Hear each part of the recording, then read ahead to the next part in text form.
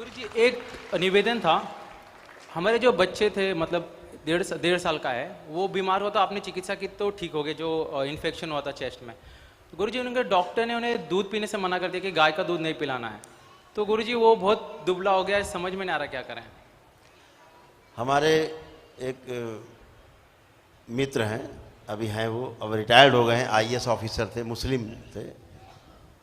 तो उनको फिस्टुला हुआ गुदा द्वार में, तो यहाँ आए। तो तमाम चीज़ें हमने उनको बताई और कहा कि परहेज करना है। जब चिकित्सा करते थे हम शरीर की, तो मैंने कहा गाय के दूध से आपको ये लेना है औषधि।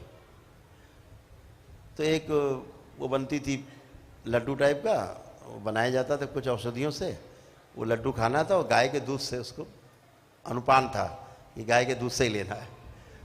तो बोले अरे वो तो डॉक्टर ने मना कर रखा है, दूध तो छूना नहीं। तो हमने कहा कि कौन सा दूध? बोले नहीं, दूध को मना किया है। हमने देखो एक बात समझो, पहले तो दूध है क्या आपको ठीक से पता नहीं, और भैंस का जो दूध होता है वो दूध होता नहीं है। मान लिया दूध है क्योंकि दूध है, वो तो मनुष्य के योग्य नहीं है। बाकी दूध तो है ही, उसके बच्चों के लिए अमृत है। भैंस का बच्चा है उसके लिए तो उसकी माँ का दूध अमृत है, मनुष्य के लिए नहीं ठीक है।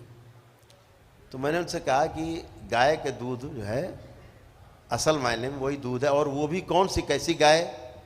तो वो गाय ऐसी गाय कि जो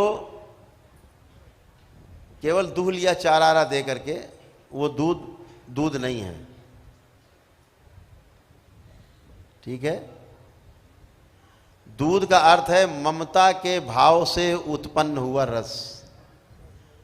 उस वस्तु का नाम है दूध। क्या है? ममता के भाव से उत्पन्न हुआ जो रस है उसका नाम है दूध। माँ के सामने जब माँ का बच्चा खेलता है ना, किलकारी मारता छोटा बच्चा, माँ के स्तन में दूध अपने आप उतर जाता है। समझिए, देखा है? गाय को देखा है? बच्चे को चाटती चूमती है, उसका दूध उसके स्तन में अपने आप आ जाता है।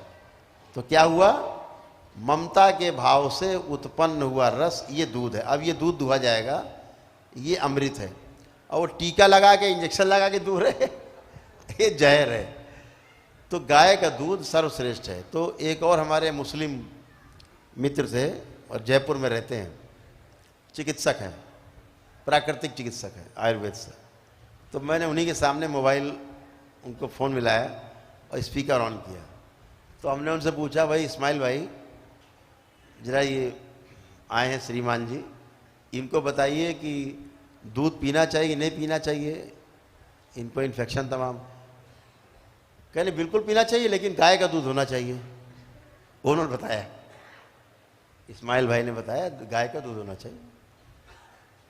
तो फिर उन्होंने डिस्कस किया गाय का ही क्यों होना चाहिए, तो फिर उन्होंने व्याख्या कर दी।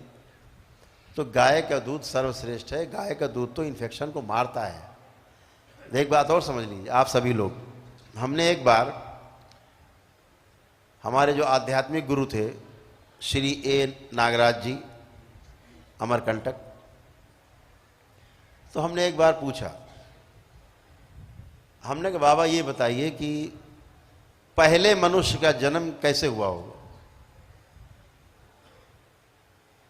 पहला मनुष्य कैसे पैदा हुआ होगा? कुछ चर्चा बताएं, कुछ करें। तो उन्होंने कहा मुझे लगता है कि पहला जो मनुष्य रहा होगा धरती पर, उसका जन्म गाय के पेट से हुआ होगा, गाय से हुआ होगा। तो हमने कहा वो कैसे? बोले वो बस हुआ होगा, यही लगता है गाय से जन्म हुआ होगा। इसको हमने अध्ययन किया। जब अध्ययन किया तो बहुत अद्भुत चीज निकल के आई, जो ये बताती है कि गाय को मां क्यों कहा जाता है। एक जानवर को मां कह देना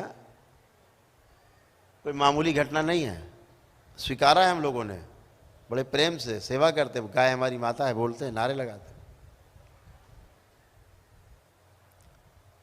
तो जब इस पे ध्यान दिया, अनुसंधान किया,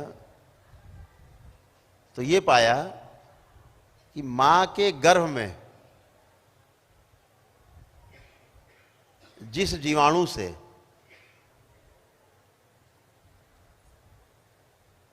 हमारा शरीर बना, अंदर पला बढ़ा पोषित हुआ, फिर मां के दुग्ध में भी जब स्तनपान करता है बच्चा, हम लोगों ने किया, वही जीवाणु हमारा पोषण फिर करता है।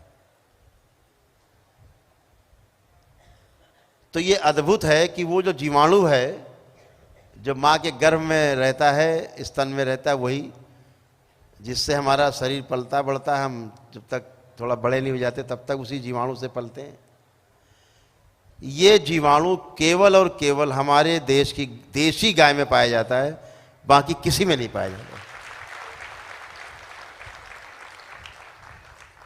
इसीलिए मां से जब दूध की पूर्ति नहीं होती बच्चे की, तो गाय के दूध को पीने की अनुशंसा की जाती कि ये पिए। तो वो वही जीवाणु देसी गाय के दूध में है, तो वो दूध तो जो है अमृत है, समझो माँ का ही दूध है। इस लिहाज से भी गाय को माँ कहा जाता है। समझ गए? खुश रहो, पिलाओ, कोई इन्फेक्शन नहीं होगा यार, खुश रहिए। गुरुदेव भगवान के चरणों में माँ के दूध से लोग पलते हैं, मरते नहीं हैं, इन्फेक्शन नहीं है।